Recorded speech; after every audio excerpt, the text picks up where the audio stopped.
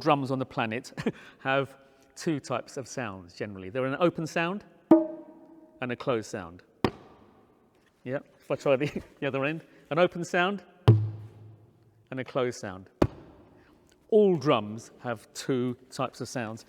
The tabla, because of the paste, and I don't know how this came about again, but the paste allows two types of open sounds. In fact, some tabla players would say that there are more than two.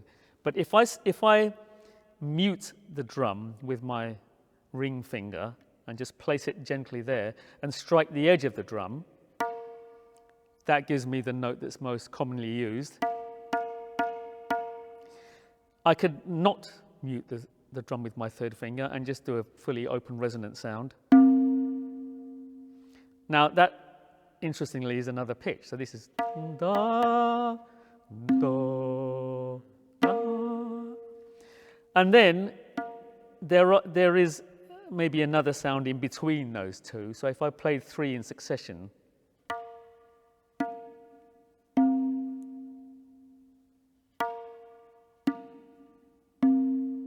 similarly. And these are all open sounds. These are all open sounds. And then there are closed sounds. And just with those, even if I just use those 4 or 5 sounds, I can already make a beautiful sounding rhythm. So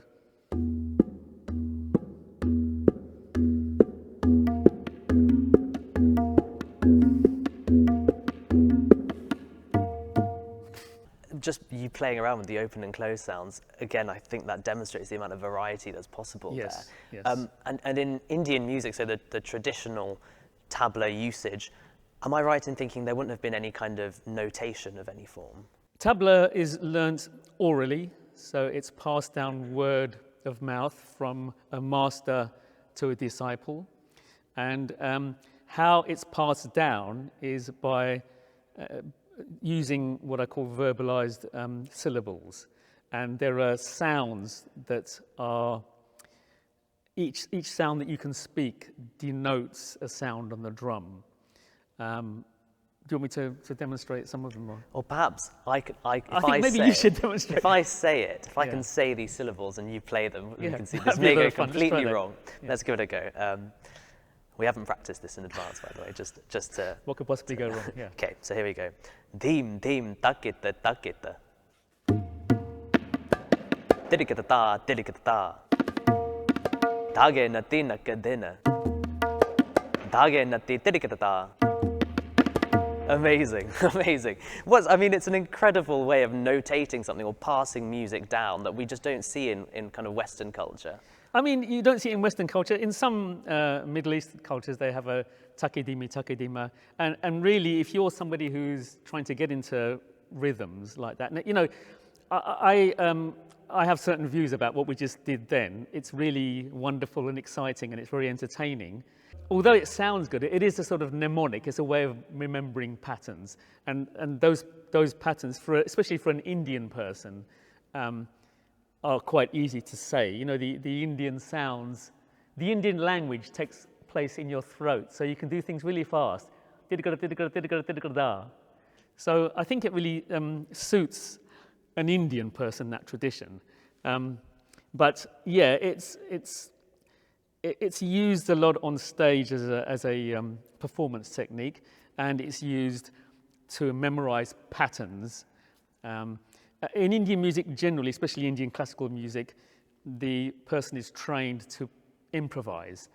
So what you would learn by rote, you'd memorize these patterns. So you go da, ge, tu, na, ti, ta, ka, ta, tu, na.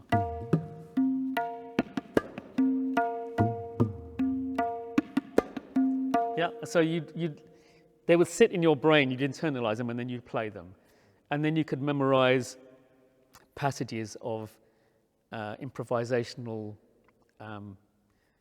repertoire that you then choose to play whenever you think it's the right time, or your fellow musician on the stage thinks it's the right time to do. So there's kind of two contentious issues I think you're raising with regard to this spoken form of notation. So one is the fact that it's got to be memorized as well. Yes. And number two, the fact that it makes these drums really inaccessible to people in the I West? think, I mean, I've looked at this very deeply over the last 10 years or more, and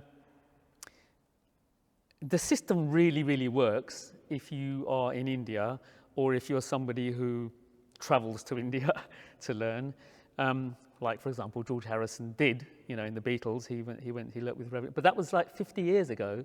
Now, if you look over the last 50 years since George Harrison did that, and then Ravi Shankar was introduced to the world, the number of non-Indians playing tabla hasn't increased. So that system is not working everywhere on a universal level. The other thing also is, I don't think that system would help you. Say someone like yourself composed a piece for choir and bansuri and Indian voice or Western voice, and there was a set time that you wanted tabla in your piece, that system definitely wouldn't work. Because there's no way of, for example, measuring, you know, see there's a sound for each sound, but what's the sound for rest? There isn't one. Yeah. You can't have a sound for rest. So if you look at some of the old ancient documents where people have written down titakatatuna, they put titakatatuna space, dha. Now, how long is that space? There's no way of denoting that. So that system falls short when it comes to music that's written for musicians by a third-party composer. So if you think of an Indian musician, say Ravi Shankar, or a soloist, there's no written music. They are sort of making it up on the spot. But when it comes time for a composer to write for that musician, and it's a long piece that can't be memorized, then that system definitely becomes more challenging.